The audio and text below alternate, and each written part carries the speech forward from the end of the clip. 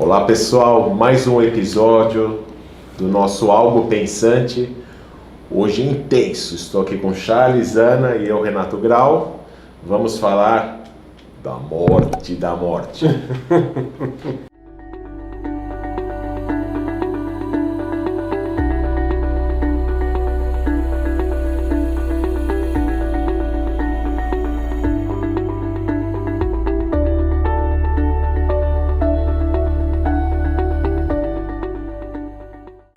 Tema assustador?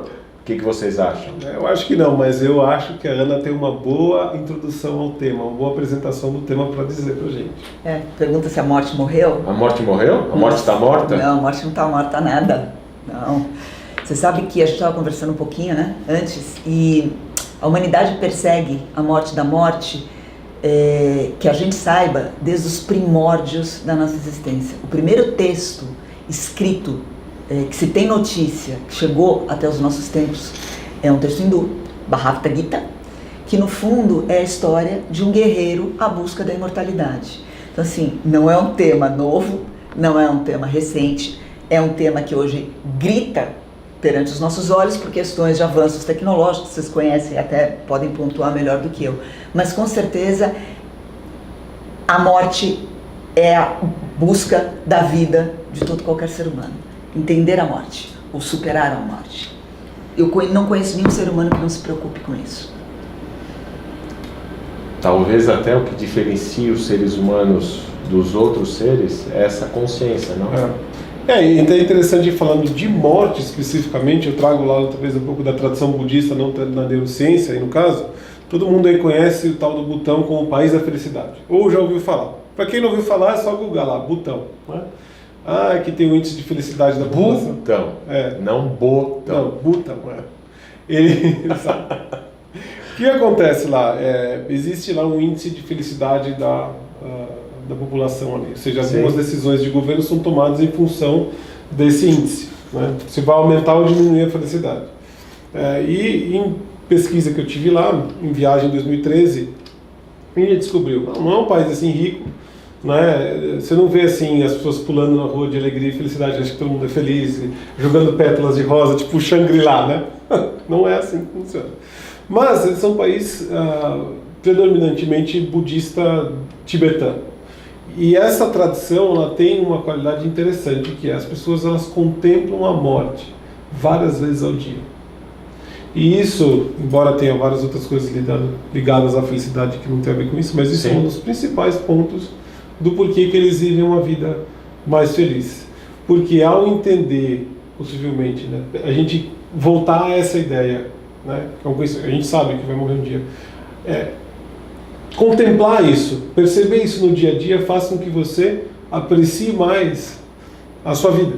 Então, a realidade eles não estão preocupados se a morte vai morrer ou não. Eles simplesmente aceitam. Eles aceitam a morte, assim como a maioria de nós deveríamos aceitar. Sim. Porque o que acontece hoje na sociedade é que a gente vem sendo educado, né, e a nossa mente vem sendo condicionada, vem criando esse mindset, que a gente chama esse modelo mental, de que a gente quer sempre chegar a algum lugar, quer chegar rápido, e quando chega a gente quer ser alguém diferente. Então, desde a escola, você está na primeira série, você quer ir para oitava, então as pessoas legais, e depois oitava. Isso eu estou falando da minha época, nem sei como é hoje. Assim, mas... Hoje a gente quer voltar, né? Não, mas a gente vai para oitava, quer ir para o colegial, do colegial quer ir para a faculdade. Sim. Chega na faculdade, eu lembro quando eu entrei na faculdade de administração, eu estava super feliz, tinha passado na faculdade. Chegou o segundo semestre, eu vi um amigo descendo com um terno e gravata do elevador, eu falei, o que é isso? Aí ele falou, não, arranjou estágio. Putz, agora eu estou infeliz de novo, eu tenho que arranjar estágio, quer arranjar emprego, blá blá blá. Aí você vai. Então a gente foi condicionado a isso. A sempre assumir que a vida é como se fosse uma jornada com um grande objetivo no final. E a gente está sempre perseguindo esse objetivo. Só que, na verdade, a vida, como é enxergada pela tradição, principalmente essas pessoas que vivem nesses lugares, né, que têm essa prática, ela vê a vida como se fosse uma sinfonia, uma música. Você não quer rápido que a pessoa toque um concerto de piano para ver a última nota só e cai fora, né? Não é esse o objetivo. Você quer apreciar a música. E assim a gente devia treinar a mente, para apreciar a vida enquanto a música está sendo tocada, né? Ô Renato, você sabe que nos nossos estudos de futurismo a gente observa que uma das grandes obsessões modernas é essa questão de vencer a morte ou alargar a vida a maior quantidade de tempo possível. Acho louvável, eu gosto de viver, seria loucura dizer que eu desaprovo qualquer coisa nesse sentido. Mas fica aquela questão, né? Você vê tecnologias como CRISPR, edição genética, estudiosos como Albert de Grey conduzindo estudos enormes sobre como prolongar a vida, dizendo, né, que o homem que tem 150 anos, o que já nasceu provavelmente. Sim. Não te parece que o ser humano, quanto mais evolui, mais olha para o passado para tentar responder aquelas questões que são eternas? A gente está numa discussão aqui, parte filosófica, talvez parte espiritual, independente de religiosidade. Sim. Mas tem toda a questão do nosso dia a dia e das tecnologias envolvidas, né? Você citou um dos grandes futuristas, né, que é o Ray Kurzweil. Qual é o sonho dele? Resgatar o pai. Sonho, resgatar o pai. Que já morreu. Então a gente está falando de fim da morte, ele quer resgatar a motivação dele. A motivação dele, então é algo bem profundo. E a gente realmente vê muitas tecnologias, nanotecnologia e tudo isso, a modificação genética, né, que permite, hoje, falando já nasceu o ser humano com 150 anos, mas a gente já está, né, a nossa geração aqui, é muito provável que os 100 anos sejam os novos 60. Né? Então é isso que está acontecendo, e com qualidade de vida. Então existe uma tendência realmente nossa, da essência, respondendo um pouco a tua pergunta, eu acho que independente de nós hoje ou lá atrás, existe a essência da questão de queremos sobreviver, né? Acho que está no instinto, então, de buscar que a gente viva mais. Isso também não está errado, né? Agora, o que a gente pode ver hoje, até como nos nossos episódios tem bastante de tecnologia envolvida, o que efetivamente está fazendo diferença nisso, ou que pode fazer diferença? Então a gente começa com as questões referentes básicas de saúde, da nossa qualidade de vida, de ausência de guerras, grandes doenças. A gente está conseguindo viver mais, e quando a gente chega no mapeamento genético, nas terapias como CRISPR, de editar os genes para você poder acabar com algumas deficiências que você tenha, você consegue com nanotecnologia fazer com que os medicamentos passem a agir apenas naquelas células doentes. Então, você tem hoje, se você olhar a biologia, né, o nosso organismo tem uma limitação da reprodução das células. Só que tem algumas células que são as chamadas senescentes, que elas continuam vivendo, só que elas vivem estragando as que estão em volta.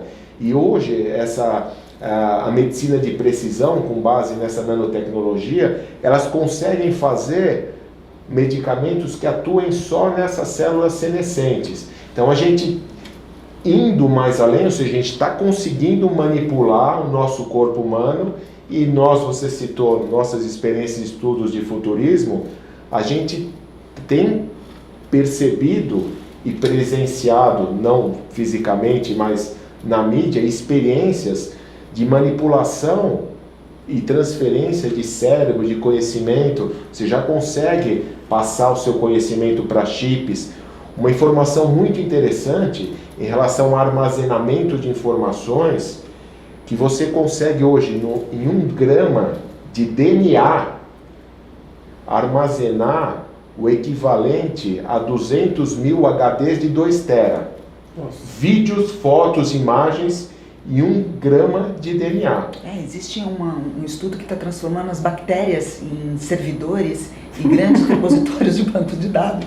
É isso. As bactérias armazenam. Eu acho legal o que o Renato está falando, porque assim, a tendência é que, em um certo ponto, a gente passa dos 150 anos, talvez dos 1000 anos. Sim. E aí, o que vai acontecer com a sociedade, Ana? Conta pra mim. Então, E a morte morreu, então? Mas a gente empurra ela com a barriga, né? O que eu acho que vale a pena pensar é que para que eu quero viver mais tempo? Isso é uma coisa importante. Propósito? Propósito, um porquê, e a questão é, quando você fala em alguém com 100 anos, 150 anos, 1000 anos, que é possível, eu queria propor uma reflexão. São super-humanos praticamente, né? Super-humanos têm super direitos? Então, assim, eu acho que nós temos aí algumas reflexões importantes, que eu espero que nós tenhamos 150 anos para pensar em cima delas, mas por que eu quero viver tanto tempo? Qual é o meu propósito de viver tanto tempo? E se quem vai viver mais tempo, quem são essas pessoas e como vai ser a nossa relação com elas? Eu acho que a gente pode, em um episódio, falar só disso. Sobre vida após a morte. Propósitos e vida após a morte que morreu. Vida após a morte que morreu. Exatamente. Foi hoje um episódio bastante profundo, né, de a gente desafiar talvez o conceito da morte, e a gente tem que deixar uma reflexão para quem nos prestigiou. Quanto tempo vocês querem viver? E por quê? Muito boa. Excelente. Então, muito obrigado. Valeu, pessoal. E até o próximo. Próximo.